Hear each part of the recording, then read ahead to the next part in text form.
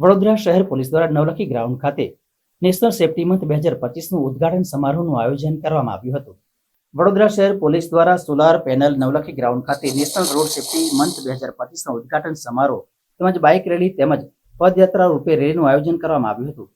પરવાહની theme પર ઉજવાતા કાર્યક્રમમાં police commissioner Vadodara શહેર, અધિક પોલીસ કમિશનર વડોદરા શહેર, શહેરના સાંસદ સભ્ય, ધારાસભ્યો, વડોદરા શહેરના તમામ નાયબ police commissioner, ARTO Vadodara, horse rider, SRP, એસપીસીના સ્ટુડન્ટ્સ, આરટીઓ, વીએમસી, એનએચએના અધિકારીઓ, વિવિધ એનજીઓઝના સંસ્થાઓના auto rickshaw driver, taxi cab driver, driving school અને જીએમઈઆરએસ મેડિકલ કોલેજના મેડિકલ ઓફિસર, નર્સિસ, અકસ્માતમાં ભોગ બનનાર પરિવાર તેમજ માર્ગ અકસ્માતમાં ઘવાયેલ વ્યક્તિઓને ગોલ્ડન અવરમાં હોસ્પિટલ ટ્રોમા સેન્ટરમાં પહોંચાડનાર વ્યક્તિઓ હાજર રહ્યા હતા।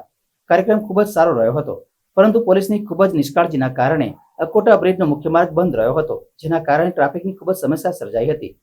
બીજી તરફ ભીમનાથ બ્રિજ પર કલાકો સુધી ટ્રાફિક જામ રહ્યો હતો, ત્યારે પણ કોઈ ટ્રાફિક પોલીસ કે અન્ય કોઈ પોલીસ ત્યાં હાજર ન હતા। આવી જ પરિસ્થિતિ કાલાઘોડા સર્કલ પાસે પણ થઈ હતી, જ્યાં કલાકોનો ટ્રાફિક જામ થયો હતો। ત્યારે એક તરફ શહેરના તમામ પોલીસ કર્મી એક જ જગ્યા પર કાર્યક્રમમાં હાજર હોય, ત્યારે ટ્રાફિક સમસ્યા નિવારણ માટે કોઈ વ્યવસ્થા પોલીસને કરવી જોઈતી હતી, પરંતુ એવી કોઈ સમાજ વ્યવસ્થા ન કરવાના કારણે ટ્રાફિકમાં એમ્બ્યુલન્સ જેવા વાહનો પણ ફસાયા જોવા મળ્યા હતા।